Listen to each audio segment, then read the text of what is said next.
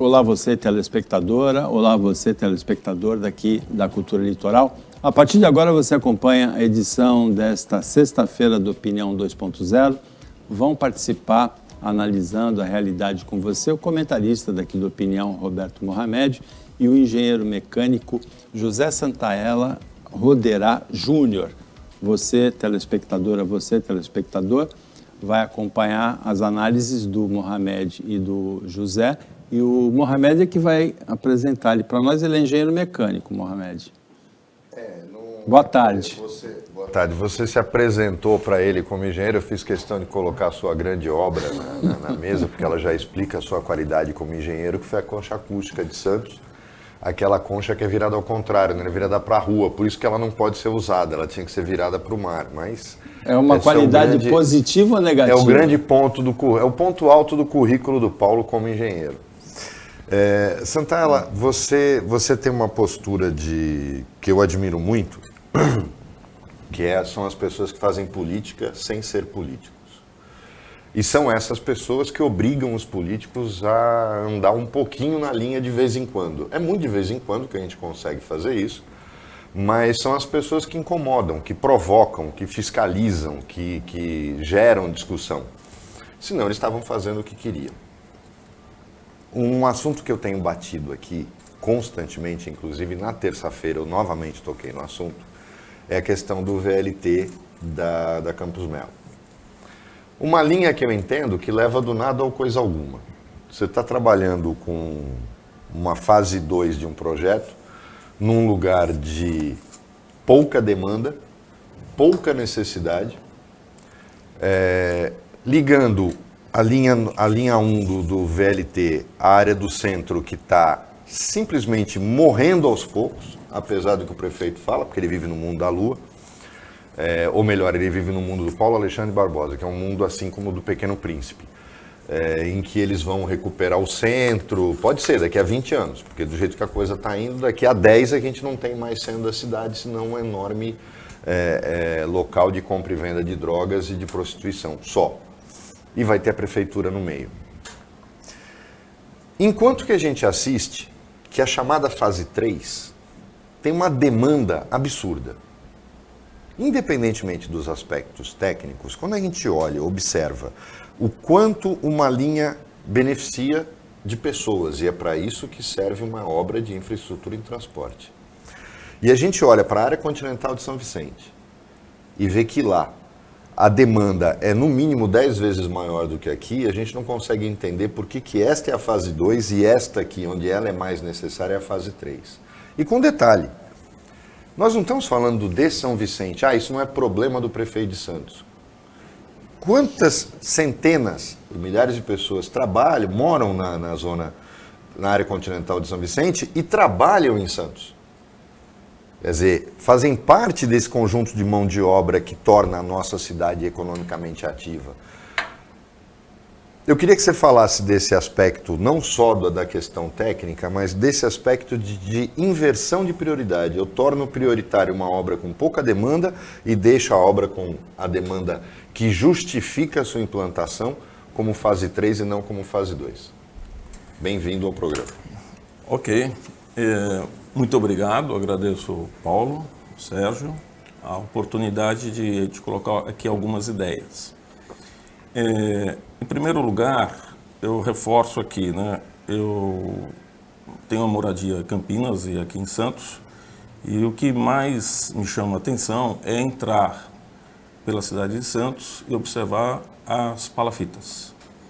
Então, a questão da moradia, e que é uma obra de infraestrutura urbana também necessária. Então, quando nós vamos falar sobre o VLT e o que foi esse projeto, o que está sendo esse projeto, em primeiro lugar, era a intenção do governo fazer com que toda a obra civil da fase 2, que nós estamos vivendo na Campus Melo, fosse uma PPP, uma parceria público-privada. E não houve interessados. A partir do momento que a iniciativa privada não tem o interesse em participar de uma obra civil como esta, se está um carimbo, está sendo dado um carimbo, correto? O que não há retorno. Segundo lugar, foi feita esse traçado baseado em quê? Em demandas, estudos de demandas de passageiros. E quando se faz o estudo de demandas de passageiros, isso eu tive a oportunidade tempos atrás com o túnel, também foi a mesma coisa, se colocam observadores e se fazem mapas estatísticos. E daí se dá partida de passageiros de onde para onde e como. E eu tenho aí sérias dúvidas, porque a Campos Melo, ela é um corredor, um viário concorrente a Conselheiro Nebias. E a integração dele, que ele parte da estação Conselheiro Nebias, vai pela Campos Melo e retorna pela Luiz de Camões, Constituição Luiz de Camões, até ali a universidade, na Conselheiro Nebias, esse conceito de ir retornar vai criar um nó de trânsito viário ali na confluência da Oswaldo Cruz, Afonso Pena, Campos Melo. Porque o trem volta, o trem vai e tudo aquilo ali. Então, o conceito deles de colocar esse trajeto, até hoje eu me pergunto, não tem a razão efetiva, porque, como você colocou, lá da área do Samaritá, que foi um vereador que discutiu isso em 2012, frontalmente, se não me engano, o senhor Murilo, ele colocou isso. Por que o transporte não vem pela Nossa Senhora de Fátima? Murilo Barleta? Isso, perfeito. Ele colocou isso, ele é frontalmente contrário a essa questão da fase 2 aqui pelo centro da cidade. Agora veja, o traçado do VLT e a escolha dos trechos iniciais, ele se baseou numa pesquisa origem-destino feita pelo Condesb e Sim. pela AGEM, né, Agência Metropolitana e Conselho de Prefeitos, na época em que o prefeito de Praia Grande, Alberto Mourão, era o presidente. Essas duas primeiras fases se basearam nesse estudo. Nós sempre questionamos isso, que nós entendíamos que a primeira fase do VLT deveria ser para o litoral sul, que é onde tem áreas a serem ocupadas, já que vai ter um investimento estadual, para fomentar o desenvolvimento de onde tem por crescer. Mas, no opinião antigo, e o Roberto Mohamed deve lembrar disso, na opinião da Record, da Manchete, o deputado Gastone Rigg defendia justamente esse segundo trecho. Ele dizia que o deslocamento longitudinal, nesse sentido, Francisco Glicério e Afonso Pena, não era um deslocamento bom para a cidade de Santos, que os deslocamentos em Santos eram principalmente da região da Afonso Pena até a praia, Francisco Glicério até a praia, para o centro da cidade. Era em outro momento, mas ele defendia esse traçado, exatamente. Então, se partiu do princípio de aproveitar o leito da linha férrea, né, que foi uma obra elegante, né, até certo ponto está elegante, porque não tem fiação, está toda enterrada, é um projeto assim limpo. Pouca desapropriação, né? Pouca desapropriação, mas que foram gastos 600 milhões de reais. Né? Por um trajeto de 15 quilômetros. Os números, eu estou colocando assim, 15,5 e os 600 milhões de reais. E agora nós temos um projeto que quem construiu a primeira fase foi a MTU, deu uma planilha orçamentária de 331 milhões. Assim foi feita a licitação. E, de repente, ganha uma empresa a concorrência por 217 milhões. Então, quem fez a primeira fase, que é a MTU, que gerenciou, constituiu os projetos executivos e tudo mais, tem experiência suficiente, como se constrói. E fez uma planilha de 331 milhões. De repente, é feita uma concorrência e ganha a empresa com um valor de 217 milhões. Fica a pergunta, como será a qualidade dessa obra? Ou se ela se completa, porque muitas vezes a licitação é ganha para ganhar abaixo do preço, e isso a gente viu muito na Companhia de Desenvolvimento Habitacional, CDHU. Perfeito. A construtora pega a obra e não entrega a obra, né? Recebe as primeiras parcelas e abandona a obra. Exatamente. Mas volto ao conceito que você colocou primeiramente. Então, o conceito de transporte, de mobilidade urbana, que é o SIM, Sistema Integrado Metropolitano da Baixada Santista, houve uma audiência pública em 2012 e assim foi colocado. E o contrato foi assinado com a BR Mobilidade e a Comporte Participações, né, que hoje operam o VLT e o sistema de transporte, por um valor de 5,5 bilhões por 20 anos. A pergunta é, o VLT transportou 70 mil passageiros por dia? Não. Eu fui verificar os números, deu uma média diária de 5 mil passageiros dia. A MTU nos alegou numa reunião perante o GAEMA, Ministério Público de São Paulo, que era ano da pandemia. Tudo bem, vamos então dar o desconto. Mesmo ano de pandemia, 5 mil passageiros dia. Foi a média do transporte anual da linha VLT 1. 2020. 2020. Então é muito pouco. O retorno disso é bem questionável. E por que não se colocou, por exemplo, o BRT pela Conselheiro Neves, onde os ônibus já passam? Né? Ou por que o VLT não vai pelo porto, fazendo uma alça, onde estão todos os trabalhadores, onde está a demanda de mão de obra? Então, eu observo, por exemplo, na estação Porto, né, temos negócios lá, fico às vezes observando, o trem parte e chega vazio, muitas vezes, bem abaixo da ocupação. Porque ela não é no porto, né? E ele não chega até lá, né, até o porto, efetivamente. Eu coloco, mais uma vez, a obra é realmente necessária? Não vejo assim. O sistema de transporte público de Santos precisa ser melhorado? Precisa. Mas qual seria a forma correta? Eu me pergunto. Então, Santella, tem algumas coisas que aqui em Santos se tornam mitos que você não pode mexer. É dogma de... Eu vou colocar na conversa agora porque a gente está falando de modal de transporte. O Gastone era um que falava que a gente batia muito nisso. Tombaram os canais de Santos. Em torno de uma tradição, essa gente que, porque o canal, podia deixar o canal.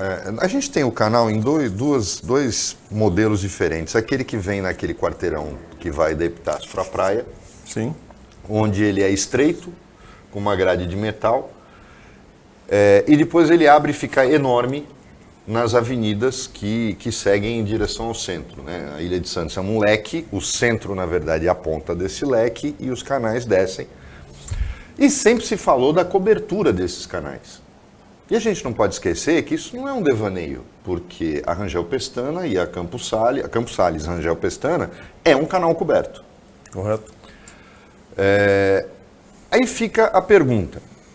Por que, exatamente como está ali, imagina aquela rede de avenidas com estacionamento no meio alternado, como é a Presidente Wilson de São Vicente, com a possibilidade de exploração de bancas, quiosques ou o que fosse nessa calçada central, fazendo a ligação para o centro com corredores de ônibus.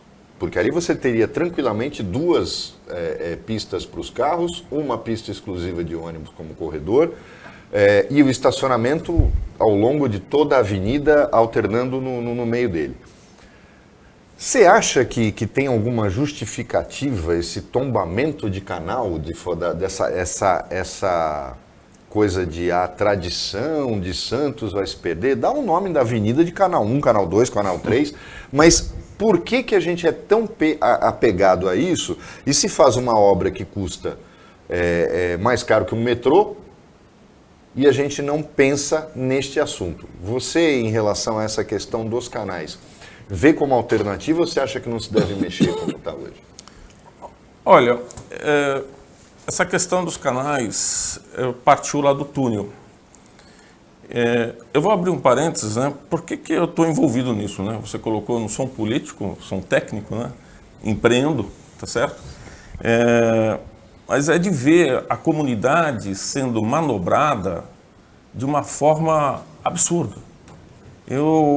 Então, quando foi o tema túnel, ligação seca Santos-Guarujá, ali pelo Macuco, eu estava andando na praia com a minha esposa, de repente eu vi um senhor com uma camiseta, não queremos o túnel, Canal 4. E foi um grupo dali das Casas Populares que se mobilizou de uma forma muito séria, e aquilo me chamou muita atenção. Como a comunidade ali se uniu, né, na região do Macuco, lá no Canal 4. Porque o projeto contemplava passar sobre o Canal 4. O projeto original, DERSA, né, era sobre o Canal 4, e fechar o Canal 4. O pessoal que se mobilizou é o que teria as casas desapropriadas, também, né? Porque são as vias de acesso. Então, ali contemplava uma solução de cobertura do canal.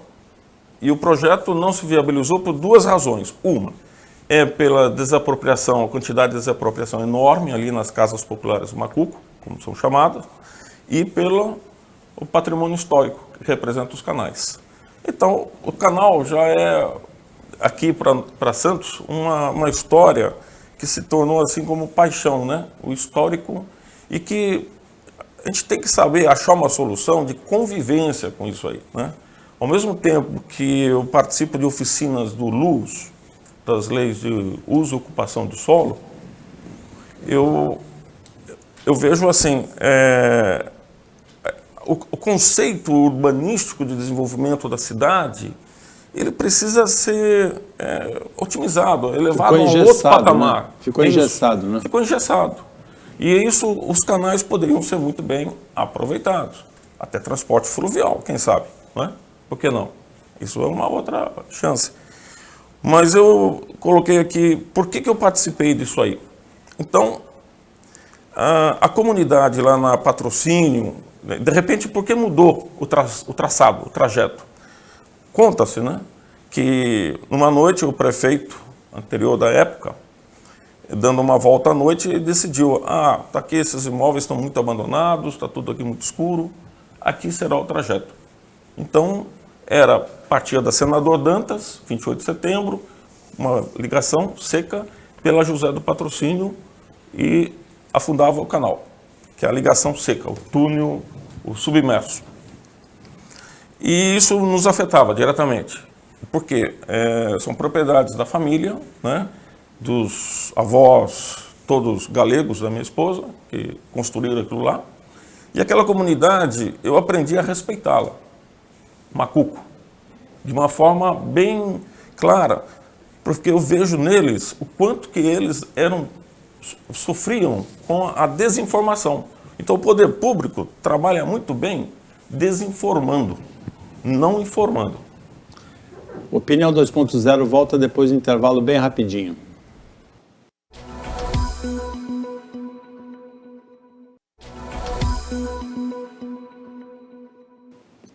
Voltando com a Opinião 2.0 desta sexta-feira, participam Roberto Mohamed, advogado, comentarista do time do Opinião 2.0 daqui da Cultura Litoral, e o engenheiro José Santaella Redorá Júnior, engenheiro mecânico, nosso convidado hoje, e que explicava no bloco anterior o processo do túnel, o envolvimento da comunidade do Macuco, que se movimentou, se mobilizou, né, contra a realização daquele projeto.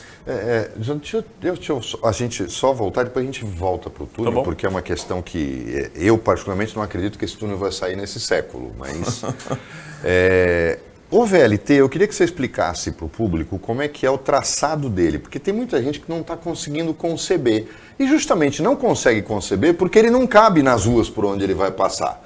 Quando você descrever o trajeto, aí eu acho que o telespectador vai ter noção do absurdo e da desonestidade com que a coisa está sendo tratada, porque as pessoas vão conseguir imaginar as ruas por onde o VLT vai passar.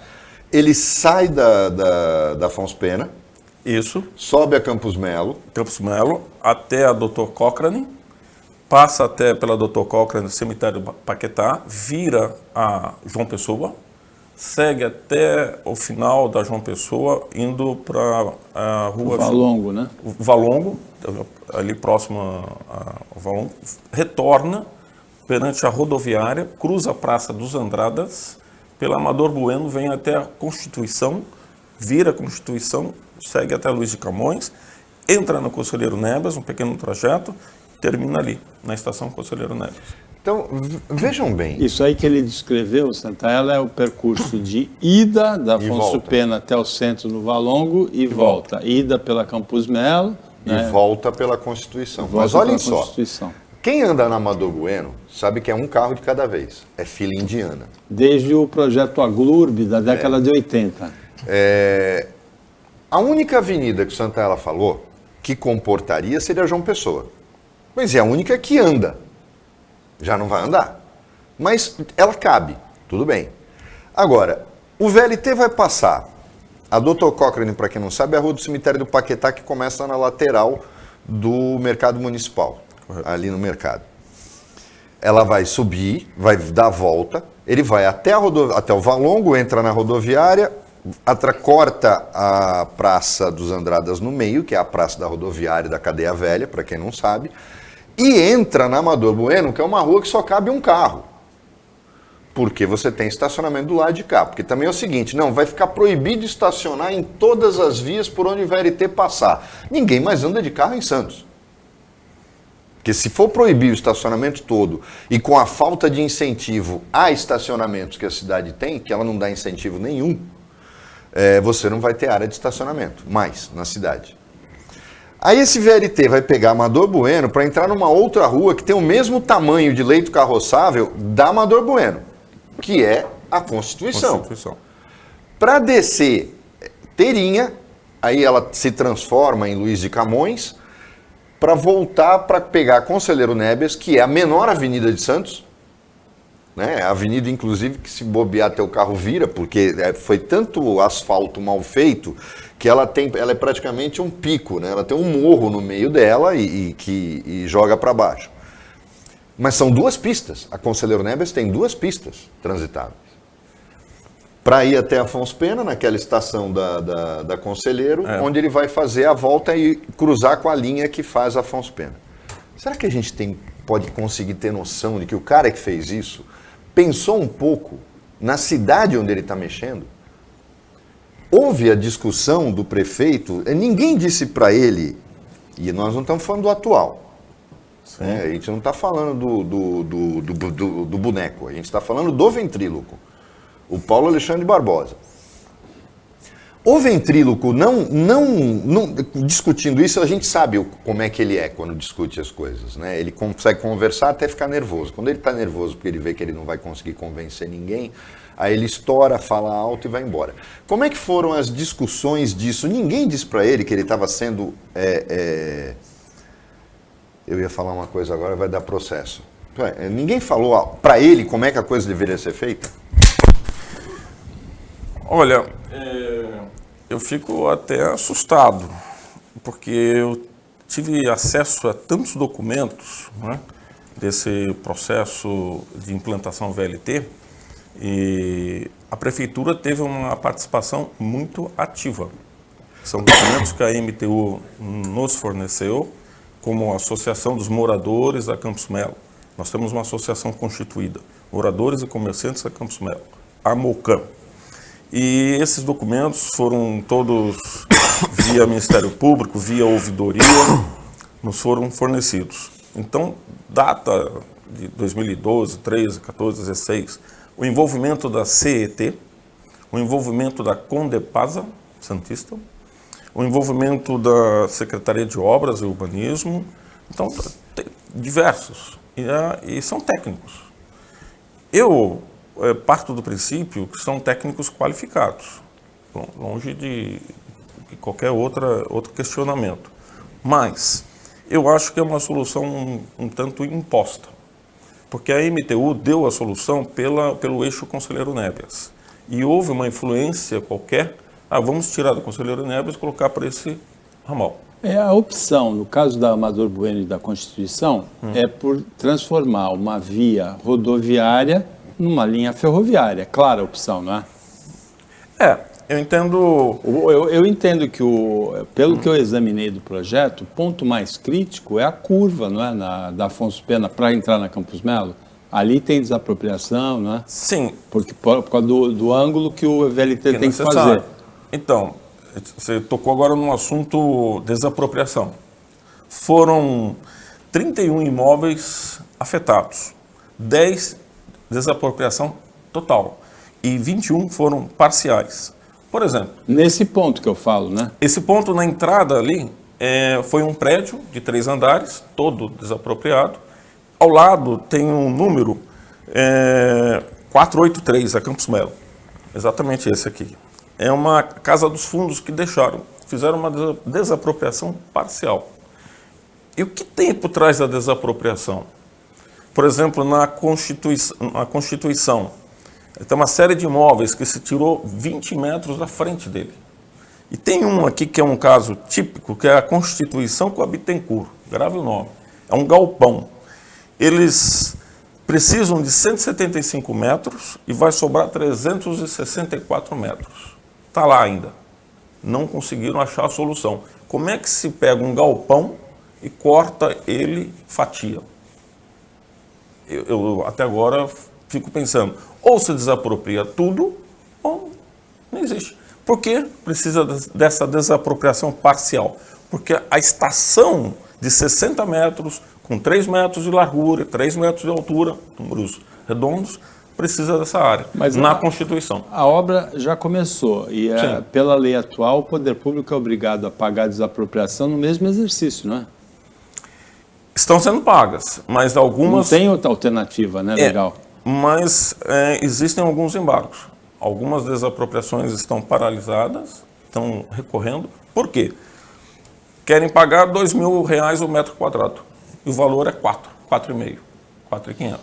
Então, a MTU concebeu um projeto de 331 milhões, onde estão lá os valores das desapropriações, e quer pagar valor menor. De repente, se descobre, né, quem é a pessoa afetada, que aquilo lá está sendo aviltado, o preço é aviltado. A desapropriação está sendo paga pelo valor venal do imposto? Não. É estudo de mercado? Há um estudo de mercado. Só que a MTU, para alguns imóveis, lançou um valor que é abaixo do mercado. Que é o valor, por exemplo, do terreno, do metro quadrado do terreno. Esqueceram o que está edificado sobre ele. E, por exemplo, um negócio aqui que tem típico, onde ele vira da Dr. Cochrane para João Pessoa. Ali eram previstos 2 imóveis. Um é a esquina, que era o antigo escritório Cláudio Donnet, e do lado uma transportadora. E numa reunião em dezembro do ano passado, com a gerência de projetos da nossa associação, da Campos Melo, eu observei isto pelos desenhos dos projetos que eu tive acesso e coloquei para o gerente de projetos da MTU como é que a empresa que opera um galpão logístico com caminhões e contêineres, que eu estive lá e conversei com os proprietários, vai operar com uma estação, uma caixa de aço, né, na frente. Ele perdeu todo o negócio dele. Né? E isso não é são diversos que estão aí na Constituição. Tem outro aqui perto da Campos Melo, da Campos Sales, com a Constituição. Eu conheci quase todos. Como isso foi conduzido, entendeu? Então, a MTU quer pagar pouco, o proprietário ali ele está afetado. O mais espantoso é que é mais ou menos o critério de um construtor aqui famoso, né, sócio do Michel Temer e tal. Não sei se é sócio, se ele faz serviço de lavanderia, mas ele é grosseiro, né, estúpido pelo tamanho, acha que pode mandar em todo mundo, gritar. Quem não tem medo dele, né, tá nem aí. Agora, esse cara tem 2 avaliações, né, quanto ele paga quando ele quer comprar e quanto ele vende depois que ele constrói. Ele acha que só o que é dele vale. Não é verdade, né, é safadeza mesmo. Agora, fica a questão, essas pessoas vão para a justiça, vão esperar 10, 12 anos com o judiciário que a gente tem, ainda mais em São Paulo, para poder ganhar alguma coisa e que vai ser paga na forma de precatório estadual. O Estado não paga precatório há 10 anos e a gente vai ver essa gente amargando um prejuízo enorme. Aí, novamente, nós tivemos o ventríloco elegendo o seu boneco no primeiro turno. Tudo bem que eu vivo questionando se aquela ação da Ponta na Praia, aquela safadeza dos Mendes em conluio com a gestão anterior, tivesse sido julgada antes da eleição, seria ganhar no primeiro turno. Eu acho que não. Mas o grande problema é que, como você estava falando no primeiro bloco da questão do túnel, a desinformação é constante, mas ela me parece um pouco que ela resvala para o criminoso, o Santella. No sentido de mentir, de enganar, de não ouvir as pessoas. Por exemplo, a obra, eles estão tornando, pelo menos no meu entender, a obra algo que não dá para voltar atrás. Como é que um juiz vai ter coragem, por exemplo, de dizer que não pode fazer se eles já destruíram tudo e não tem como voltar mais atrás? Não sei se você vai lembrar ou se você já estava aqui, daquela famosa ciclovia que a Thelma fez no final da Afonso Pena, e que aí o Beto desmanchou ela toda quando assumiu e depois fizeram de novo recentemente, porque dinheiro público, é bom a gente fazer obra, o outro vai e termina e todo mundo ganha. Mas você não nota uma agressividade impositiva na questão de que já começaram a obra a toque de caixa para torná-la irremediável? Você está tocando num assunto que chama-se judicialização de obras, né? É o tema em voga. Então, qualquer gestor público, hoje ele coloca da seguinte forma: a obra foi paralisada porque foi judicializada. Aí a pergunta, por que as obras são judicializadas? Porque, tecnicamente, o ritual na gestão da obra não foi cumprido. O ritual envolve estudo de impacto de vizinhança, o EIA-RIMA, que são o estudo de impacto ambiental, todos esses documentos, e principalmente o quê? Ouvir a comunidade. E a comunidade é o último a ser ouvido. Então, por que conseguimos ter acesso às informações? Porque eu me inscrevi lá como um fornecedor de serviços. Simples assim. Na EMTU e na DERSA. E aí eu tive o quê? Todos os desenhos. Distribuí esses desenhos para nós que somos envolvidos, fizemos reuniões e lá discutimos. Desde o túnel, por exemplo, né? Tem pessoa que até hoje está acamada lá, um senhor de idade, porque ele não se conformava. O que construíram? Um conceito tão agressivo de obra, com um paredão, rua sem saída, sem isolamento acústico, sem nada. O conceito de piscina, aquilo era um piscinão. Só existiam duas bombas, veja bem, para a lavagem do túnel. E a água tem uma tendência de ir para lugares mais fundos, né? Correto? Não tinha nenhuma comporta, um plano de emergência. Olha, esse era túnel. Então eu participei, coloquei a comunidade toda a par. Tínhamos um grupo de liderança desse pessoal lá do Macuco, lá do grupo ali que era Patrocínio, 28 de setembro, senador Dantas. O Paulo nos recebeu, o prefeito da época. Ele é sempre muito educado, mas eles se mostravam sempre, os gestores aqui da cidade, como que há um projeto que veio da DERSA, um projeto que veio da MTU. E assim foi na MTU também. Foi feita uma audiência em dezembro de 2018 na Câmara de Santos. Eu tenho ela gravada. Uma tremenda vergonha. O representante da MTU não sabia responder, nem o da CET. Alguns moradores, né? Inclusive o seu irmão estava lá e outros participaram.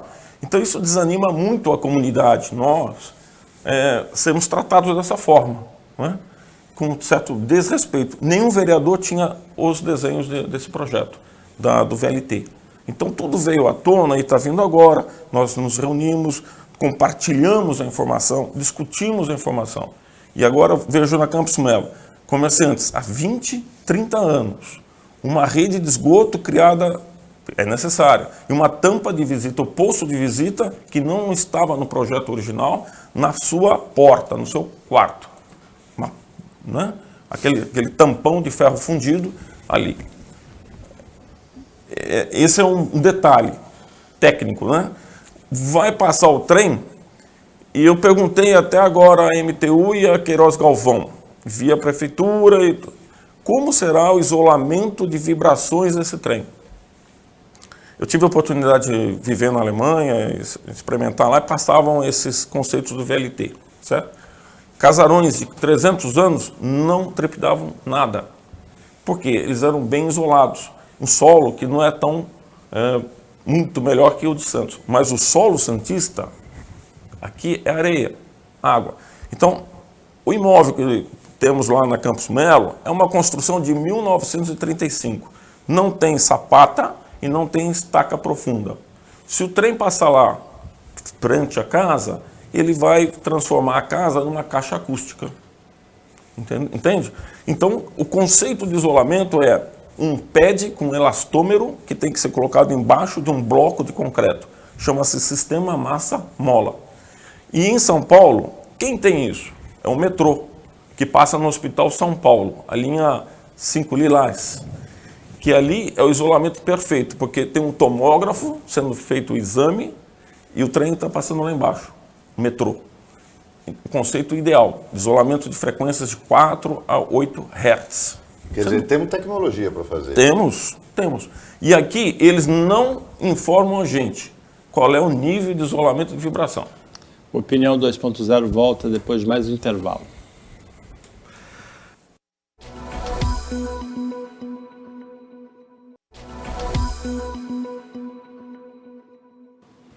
Voltando com o Opinião 2.0, que hoje tem como convidado o engenheiro mecânico José Santaella Redorá Júnior, está conversando com a gente sobre as obras daqui da Baixada Santista, o VLT e a obra que é projetada desde o final da década de 20. Você previu que nesse século ainda não sai, Mohamed? O túnel? Não sai. Túnel. Primeiro que... A ligação seca entre Santos e Guarujá. Você olha as coisas que o Santaella está falando.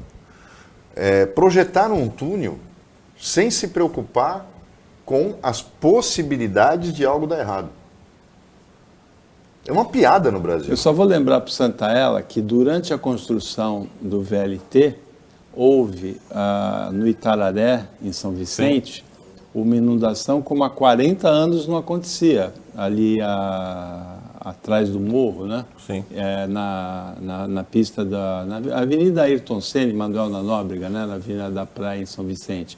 Você lembra disso? Como houve também no Marapé, em Santos, que foi a despreocupação, foi a falta de adequação da drenagem do novo traçado da pista em relação à condição anterior, né?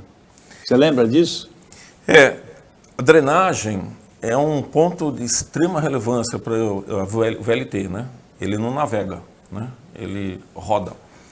E o sistema de drenagem está sendo construído nesse momento, na Campos Melo e algumas vias laterais. E por quê?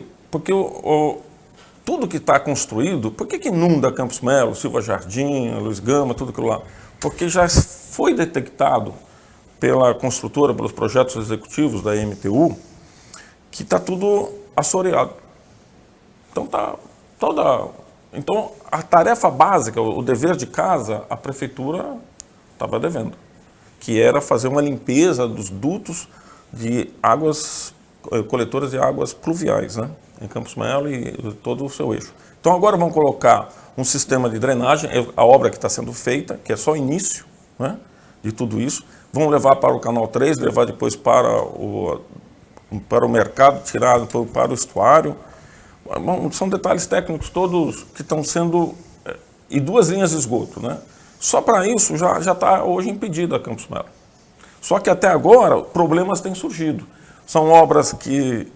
Cadê a fiscalização?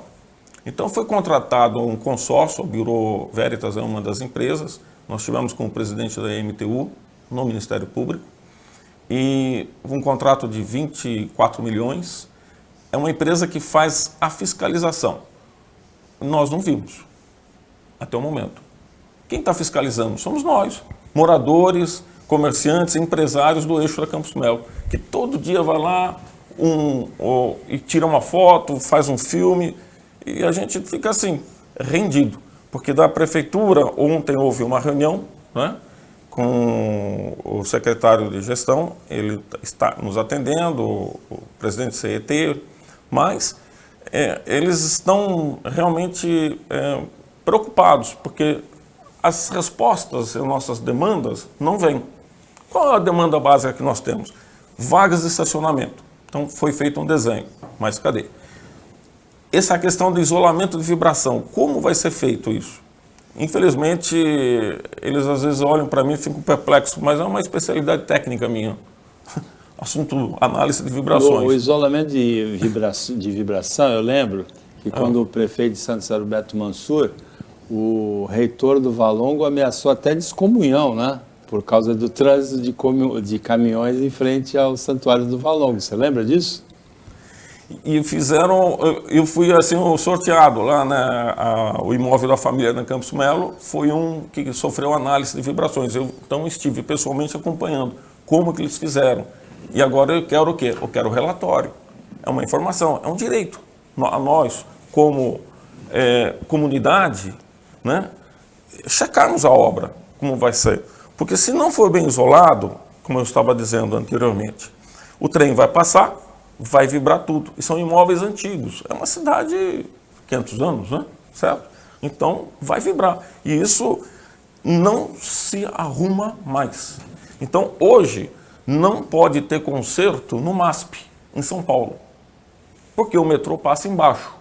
E ele foi construído com um sistema de isolamento de vibrações falho, deficiente. Então, quando passa, vibra. Nesse trecho, né? Nessa linha. Na linha lá da Paulista, embaixo do MASP.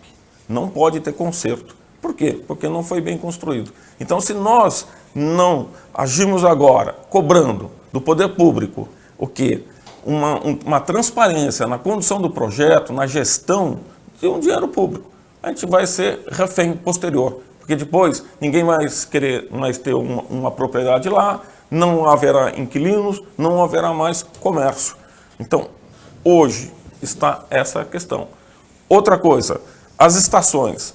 Esse conceito de estação, nós discutimos com a arquiteta que concebeu isso aí e com a MTU. Por quê? Porque tem que ter um sistema de tarifação. Um sistema moderno de VLT, ele é um fator de mudança cultural.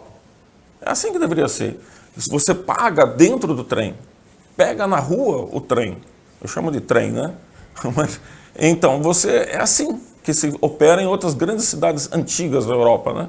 E aqui não, nós temos um conceito porque a evasão de divisas. Então, será que nós estamos preparados para receber uma modernidade dessa? E aí nas redes sociais nós não queremos a modernidade, nós somos contra a modernidade. Quer dizer, hoje rede social você leva um carimbo fácil, né? Nós não somos contra a modernidade, nós não somos contra o VLT. Nós queremos uma obra séria, responsável e que seja feita o mais rápido possível. Então você não tem como fazer uma gestão de obra e interromper uma rua toda. Eles prometeram para nós que seriam por quadras. E assim não conclui. E nós ficamos o quê? À mercê. Queremos o quê? Uma estação, eles vão construir, deixando um corredor de 2,5 metros em frente ali à Litoplast, que é a Estação Xavier Pinheiro, a primeira estação da Campos Melo.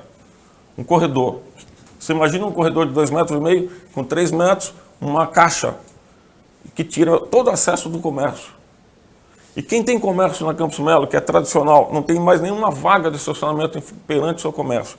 E na audiência pública que houve em 2015, na Unimonte, estava lá, as perguntas foram feitas para alguns comerciantes da Amador Bueno. Como vou operar carga e descarga? A MTU respondeu, isso é um problema que a prefeitura deverá regrar. A gente não sabe se o cara é um imbecil ou se ele é desonesto. Na Amador Bueno eu acho que é essa a grande dúvida. Não tem maneira de operar carga e descarga, tem com a linha do VLT? Hoje eles têm um lado que faz a carga e descarga. Com a linha do VLT, eles querem operar à noite. Então, agora se assume um custo adicional de fazer carga e descarga na Amador Bueno, período noturno, quando o VLT vai parar. E aí eles querem recuperar o centro. Isso. Então, um dos motivos dado era Programa Alegra Centro, que o VLT é um fator indutor de desenvolvimento urbano. Não é. Essa eu questiono. Que, então, houve uma mudança na luz, que é o quê? Fazer a Campos Melo a permissão de construção de torres, com novas regras construtivas, para trazer habitações com menor valor, trazer todo o centro, novas habitações. Eu me pergunto, será que o VLT é por aí que se parte o processo? Economicamente, não é por aí. Então, Santos é uma cidade de vocação portuária, né? De serviços. E aí se perde, né? A convivência, de regrar a convivência. Lá no Macuco, por exemplo, nós patrocínio, né? O tráfego de caminhões tem que ter mas tem que ser regrado. E lá falta o poder público regrando o trânsito, colocando regras. Porque o porto faz parte. Nós temos que conviver com ele. Pois é, porque esse discurso é o do boneco. O ventríloco, ele falava de... O ventríloco destruiu o centro de Santos. O Alegra Centro, que foi um legado do Papa, ele acabou com ele. Aí o boneco, hoje, diz o seguinte, a vocação do centro é habitação. Eu nunca vi essa vocação. Essa vocação era no tempo que meu avô tinha uma casa na São Francisco. Isso na década de 40. O centro, é como você falou, ele tem vocação turística para que você tenha casas noturnas. Justamente, qual era o cerne do Alegra Centro? Eu não tenho residência, então eu posso fazer música ao vivo até tarde, porque ninguém vai reclamar do barulho. Aí chega o gênio do boneco que sentava no colinho do ventríloco, o Pabi, e diz assim, não, nós vamos levar as pessoas para morar lá. Quem sabe o funcionário público municipal, eu não sei de quem que ele está falando, vai poder morar no centro da cidade para ir a pé para trabalhar na prefeitura. Eu não sei se esses caras têm problema mental ou se eles fingem para poder se dar bem. Santella, nessas reuniões, e nesse movimento de todo mundo, quando a obra começou, você sente que ainda vai dar para fazer alguma coisa ou a gente vai ter que ficar rezando para o Ministério Público conseguir se mexer? Essa é a grande preocupação. Que de repente ocorre uma judicialização, se descobre que houve algum erro. Por exemplo, uma empresa fez um pedido de esclarecimento na licitação. Poderemos usar os imóveis desapropriados como canteiro de obras? A MTU respondeu claro, não. E hoje a Queiroz Galvão ocupa áreas desapropriadas. Aqui na João Pessoa, lado da tribuna, e aqui na Constituição, esquina com a Júlio de Mesquita. É canteiro da Queiroz Galvão. E a MTU respondeu que não poderiam ser ocupadas essas áreas desapropriadas. Segundo, a rede elétrica será enterrada? Esse item foi retirado da planilha. A planilha é um documento que constou da licitação. E hoje a Campos Melo vive o quê? A rede aérea elétrica permanecerá como está. Então aquela poluição de fios cruzando a via e mais os fios que serão colocados pelo VLT. E aí, pergunto, a Petrobras construiria mais 2 prédios? Não, talvez até feche esse. O Alegra Centro, o porto, a concepção de um porto, de uma marina, isso que tem que trazer para a cidade, né? A cidade é mais serviços, não moradia. E eu fico ainda sem respostas, né? O poder público, o prefeito não nos recebeu até o momento. Infelizmente, ele não nos conhece. Não sei.